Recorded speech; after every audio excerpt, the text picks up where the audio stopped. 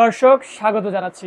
গতকাল নৌপথে পালানোর চেষ্টা করলে সদরঘাট থেকে গ্রেফতার করা হয় সাবেক আইনমন্ত্রী আনিসুল হক এবং প্রধানমন্ত্রীর উপদেষ্টা সালমান এফ রহমানকে।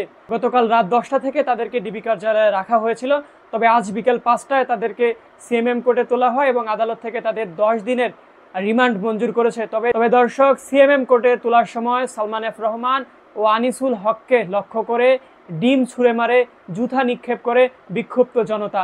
কেননা এরা যখন ক্ষমতায় ছিল তখন সাধারণ মানুষকে মানুষ মনে করেনি, হাজার হাজার কোটি টাকা পাচার করেছে, শত শত মানুষের জমি জায়গা বাড়িঘর ব্যবসা প্রতিষ্ঠান দখল করেছে।